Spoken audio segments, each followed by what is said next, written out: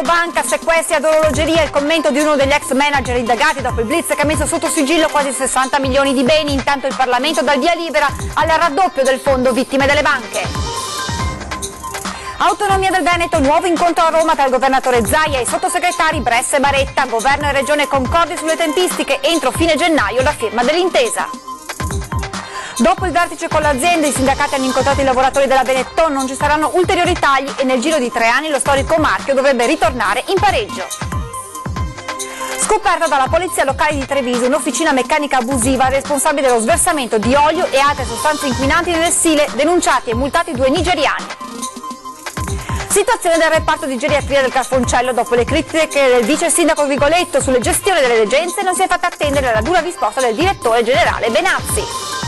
Giovane atleta di 7 anni colpita da leucemia, una società di ginnastica di Vedelago dà il via ad una raccolta fondi. La gara di solidarietà coinvolge un intero paese. Torna su Antenna 3 la surreale ironia dei Papu, da oggi una doppia striscia quotidiana con gli sketch di Andrea Appi e Ramiro Desa. Telespettatori di Antenna 3, buonasera e ben ritrovati con l'edizione trevigiana dei nostri telegiornali che si apre anche questa sera con i nuovi particolari sul caso Veneto Banca e i sequestri eseguiti ieri dalla Guardia di Finanza. Tutti i protagonisti erano già iscritti da tempo nel registro degli indagati della Procura di Roma e ora molti di loro sottolineano giustizia ad orologeria.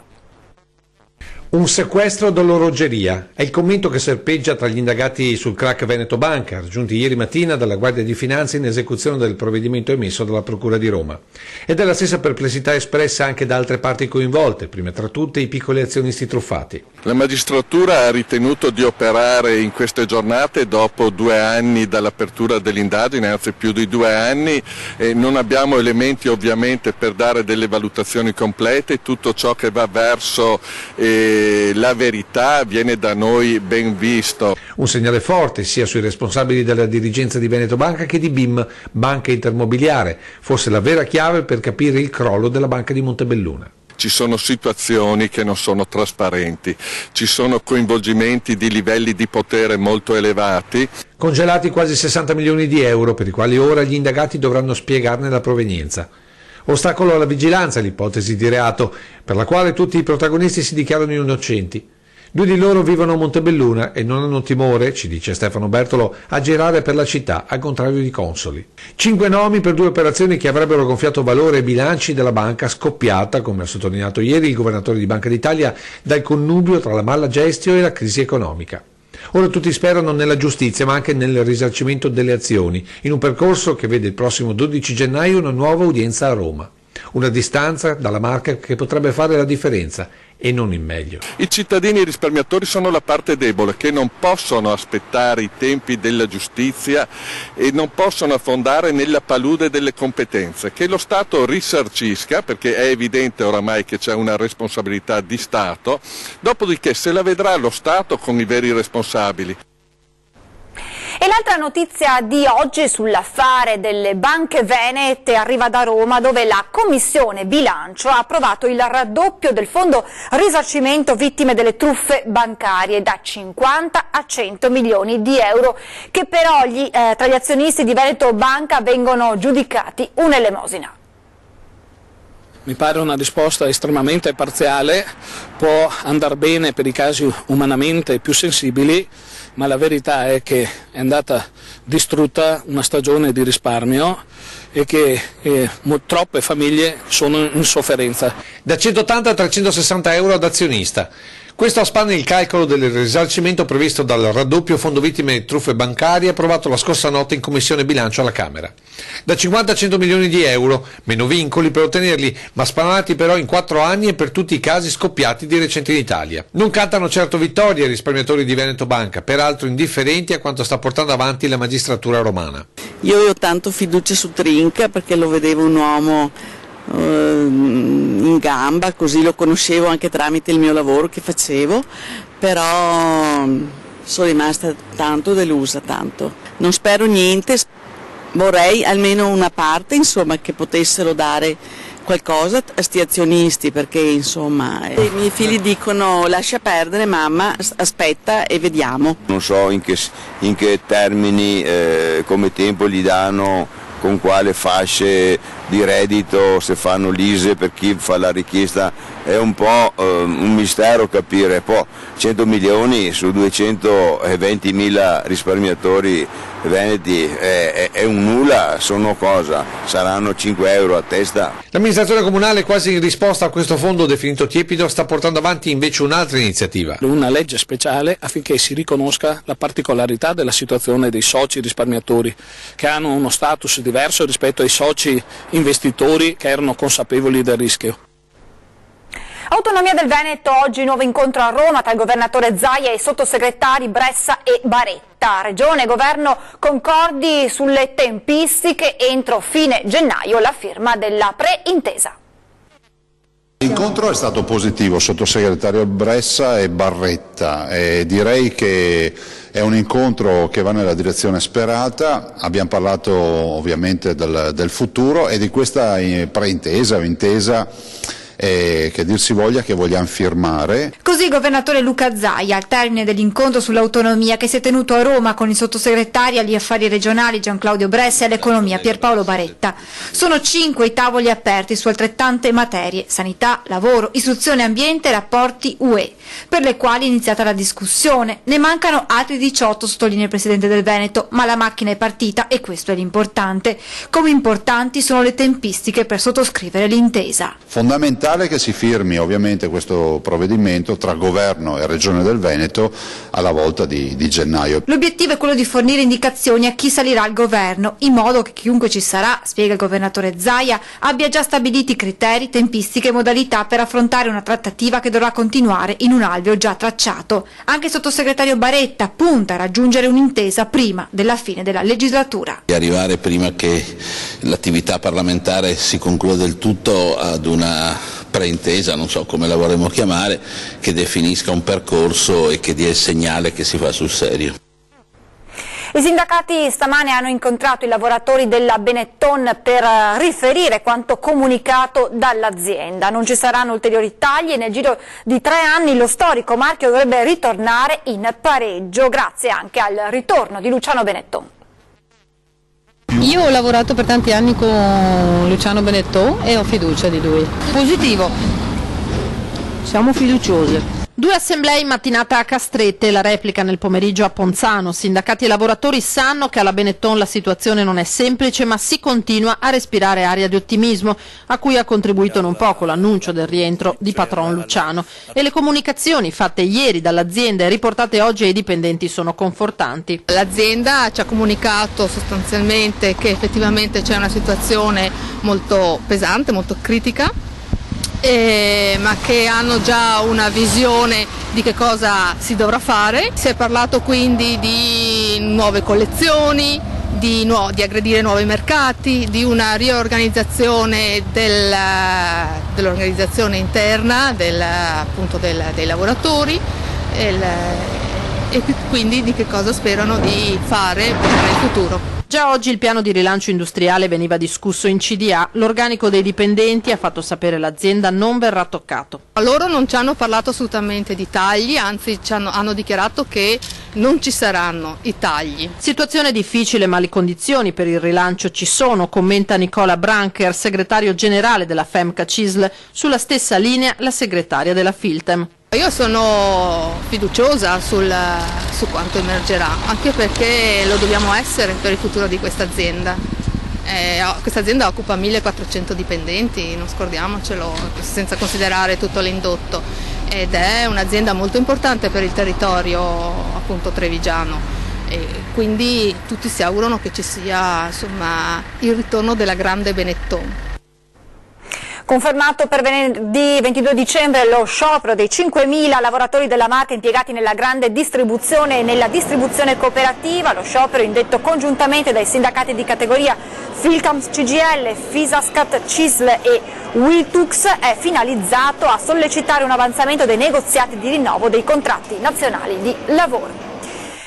Ora la cronaca, scoperta dalla polizia locale di Treviso un'officina meccanica abusiva responsabile dello sversamento di olio e di altre sostanze inquinanti sulla rete fluviale fino a raggiungere il Sile. Denunciati e multati 2 nigeriani.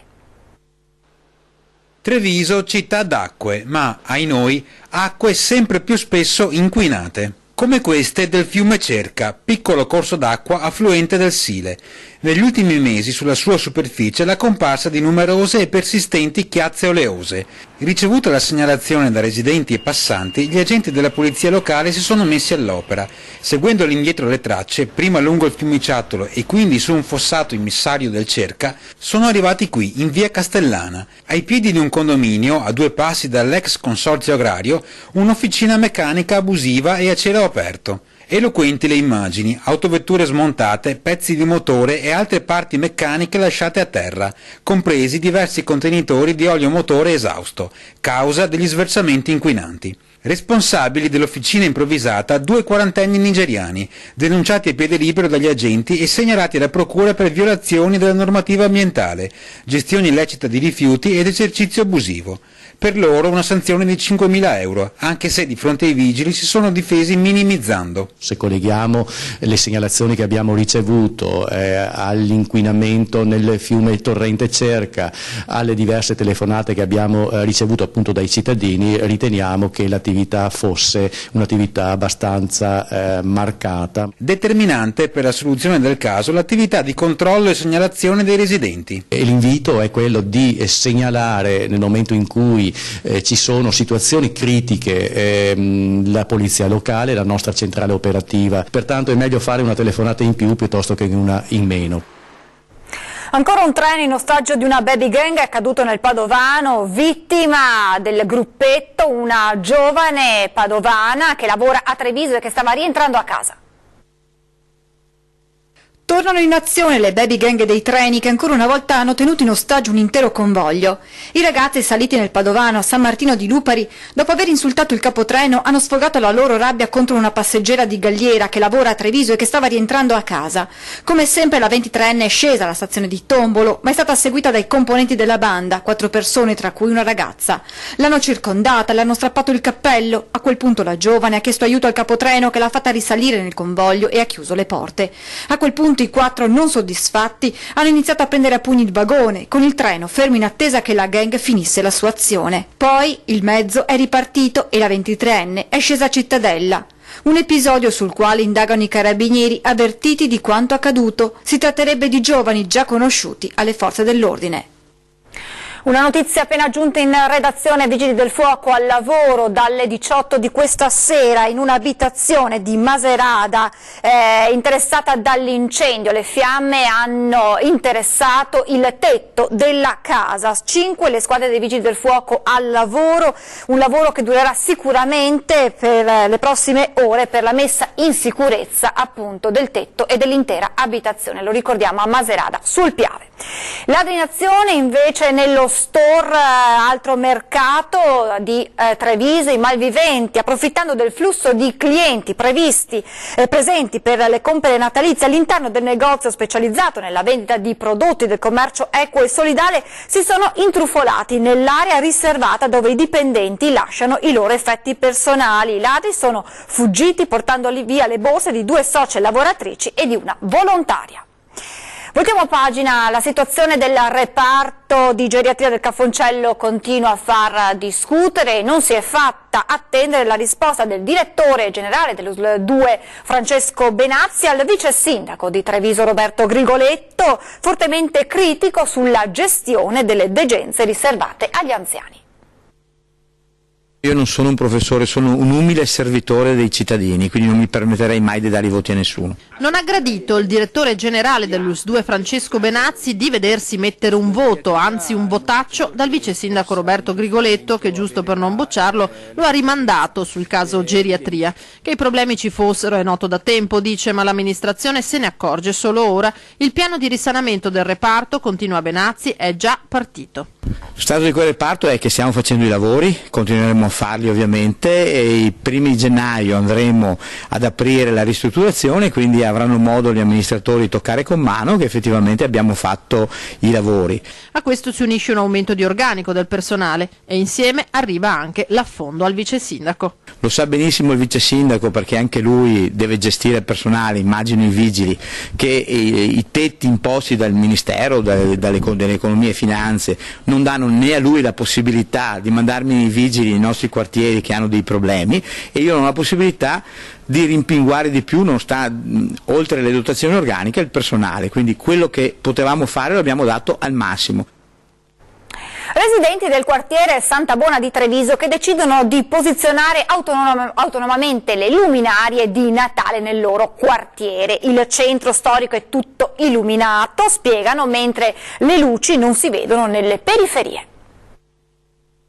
Questa trascuratezza che hanno i quartieri è ormai una costante che ci ha spinto, in occasione anche di questo Natale, a addobbare un alberello in periferia per far sì di dare un segnale anche nei nostri quartieri. Un filo di luci colorate poggiate ad illuminare un albero tra i palazzi di Santa Bona. Un messaggio che alcuni residenti hanno voluto lanciare all'amministrazione comunale, a detta loro più attenta al centro storico che alla periferia. Il centro storico della città appare pieno di luci, appare pieno di luminarie, molto bello, ma queste luci e queste luminarie non si vedono nelle nostre periferie. Renosto tira poi in ballo i 14 milioni di euro che Cassugana ha destinato alla riqualificazione delle periferie. Se non fossero arrivati questi denari direttamente da un governo amico, non ci sarebbero state risorse accantonate da spendere nei quartieri, in favore invece delle risorse che sono state spese in questi anni per il centro storico. Ci fermiamo adesso per qualche minuto di pubblicità, restate con noi, a tra poco.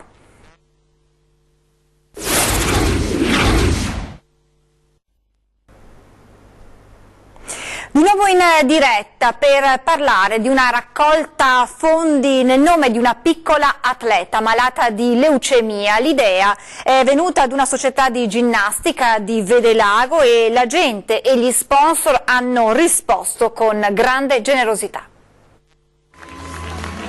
Vedelago e Castelfranco, centinaia di famiglie coinvolte in una gara di solidarietà nel nome di una piccola ginnasta del futsal Vedelago, 7 anni appena, colpita lo scorso settembre dalla leucemia. Grazie alla vendita dei biglietti della lotteria, al saggio di domenica sono stati raccolti 1.000 euro e l'unico rammarico del presidente della società è: abbiamo finito i biglietti troppo presto, la voglia di contribuire era così tanta che avremmo potuto raccogliere di più. Noi siamo stati toccati direttamente purtroppo da questa situazione, da questa malattia, e quindi tutti assieme con istruttrici, genitori eccetera abbiamo organizzato questa piccola raccolta fondi che è andata anche benino. La bambina ha dovuto sospendere l'attività sportiva, ma le piccole compagne la aspettano presto di nuovo in palestra. È una famiglia che ha molta forza, molto coraggio, e sappiamo che la bambina a volte viene a casa e sta anche procedendo benino, quindi diciamo tutta una preghierina per lei. La bimba tra l'altro è la figlia di un mio caro amico e conosco molto bene anche la mamma, e la cosa, appena ho saputo la notizia, mi ha veramente scosso. Molto importante questa iniziativa di solidarietà, perché penso dimostri la vicinanza di un'intera comunità a una famiglia che in questo momento sta soffrendo molto. Speriamo che la cosa si risolva quanto prima e tutto torni alla normalità, questo è il nostro augurio principale. I soldi raccolti andranno a favore della ricerca. Noi li doniamo all'AIL, l'associazione per le leucemie. La famiglia ci ha detto che ci sono situazioni molto molto drammatiche purtroppo, e di conseguenza dateli a loro, che così aiutiamo più famiglie possibili. Ultima pagina, domani è il solstizio d'inverno e nel Tempio di San Nicolò a Treviso si rinnoverà, tempo permettendo, il fenomeno del sole che si riflette sui rosoni dei santi, un effetto voluto dal progettista che secondo una leggenda sarebbe un segno ancora oggi misterioso.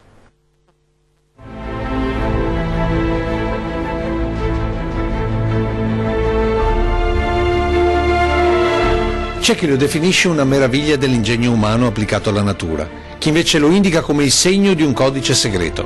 Fatto sta che anche domani, tempo permettendo, si rinnoverà l'effetto del sole che si ferma sui Santi Dorati al centro delle volte a nord del Tempio di San Nicolò, sorto su parte delle fondamenta dell'antico convento domenicano in riva al Sile. Un tempio che nelle intenzioni di Niccolò Bocassino, il Papa trevigiano dal nome di Benedetto XI, che salì al Soglio di Pietro nel 1304, doveva diventare il nuovo Vaticano, in un tempo dove la Chiesa era armata, ma soprattutto estendeva e imponeva più il suo potere terreno che quello spirituale. Non a caso Bocassino terminò la sua missione terrena ufficialmente a causa di una indigestione di fichi, ma più probabilmente avvelenato come si usava al tempo dei potenti. Tempi difficili, per non dire bui, quelli nel Medioevo, dove l'intelletto a volte doveva esprimersi in maniera misteriosa per non finire eretico al rogo. E Treviso era uno dei centri di questo intelletto, con quel quartiere templare ancora oggi ricordato dalla porta di San Tommaso, dedicata non al santo diffidente, ma all'arcivescovo di Canterbury, patrono dei monaci cavalieri crociati. E allora questo sole che domani illuminerà i rosoni dorati non è per tanti solo un effetto scenico, ma è l'indizio di un messaggio. Infatti i raggi penetranti dai lucernari trecenteschi, di fatto concentrati dalle tante lenti che compongono le vetrate, vengono riflessi dai cerchi dorati verso il pavimento composto dai tre colori dei domenicani, il rosso, il bianco e il nero. E la sequenza racconterebbe la verità sulla sorte del Papa trevigiano, o forse dove sono finiti i chiodi della croce del Nazareno che i centurioni veneti di stanza in Palestina riportarono nella loro Pitergium. Leggende? Forse. Ma intanto domani a mezzogiorno, tra le volte di San Nicolò, qualcuno cercherà queste risposte.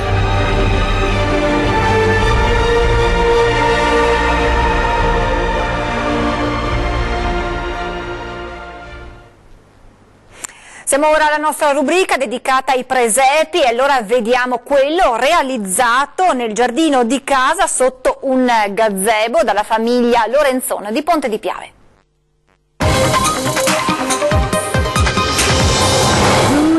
The red-nosed reindeer had a very shiny nose. È un presepe proprio della tradizione di quelli di una volta, insomma. È molto antico, le case sono fatte in legno e sono da tanti anni che io e mia mamma lo facciamo insieme col muschio, con tutte le cose che servono per un presepio. They never let poor Rudolph join in any reindeer games. Tanti auguri di buon Natale a tutto Antena 3 e a tutto il mondo che ci sente. Buon Natale Antena 3 e a tutto il mondo. Then how the reindeer loved him. Graditissimo ritorno su Antenna 3, quello dei Papu. Sentiamo cosa ci devono dire. Allora, fermila, sei carta e penna. Due orari. O memoria. Due orari. Due orari. Mezzogiorno e 10. 12 e 10 traduco. 18 e 10. 6 e 10 della sera. PM, in insomma, sostanza. ecco, per dire proprio, ecco. Prima del notes e il notes è prima del TG. In questi due momenti, 12 e 10, 18 e 10, voi troverete Miss Mas. Sì, cioè, non accendete la TV. No, accendete magari non la televisione. Dice, non è passato il tempo. È passato il tempo, ma si vede. Vabbè, era per dire che Miss Mas con due insomma la solita striscia, ecco. La striscia l'abbiamo ripescata, non si sa mai, per rinfrescarvi la memoria. È emersa da sola, come gnocchi, come le ferite. Insomma, vabbè. Vi aspettiamo. Si può dire buon Natale? Si può dire. Buon Natale. Dunque, ricapitolando, tutti i giorni Miss Mas con i Papu alle 12.10 e alle 18.10. Vi lascio le previsioni del tempo, è tutto per questa edizione, grazie per l'attenzione, buona serata a tutti.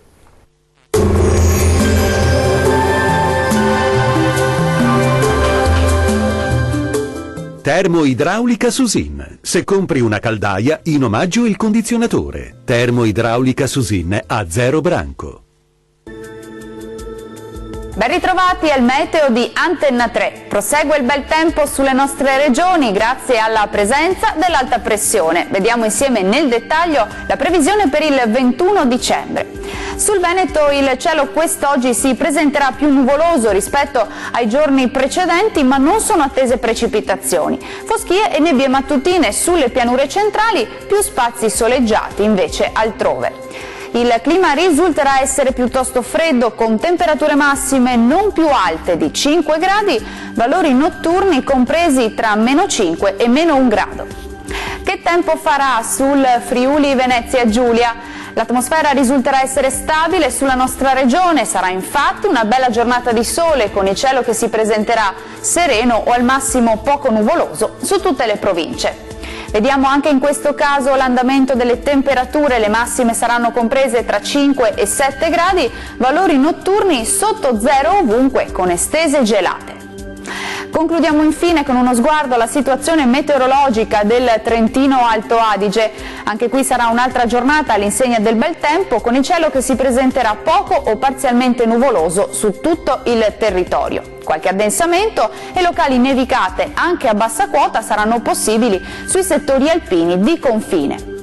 Concludiamo con l'andamento delle temperature, le massime sono attese sui 5 gradi, minime ampiamente sotto zero ovunque. Il mare sarà da calmo a quasi calmo sulle coste, poco mosso al largo. I venti invece saranno moderati, settentrionali, localmente deboli sulla laguna di Venezia. Dal meteo per ora è tutto, arrivederci.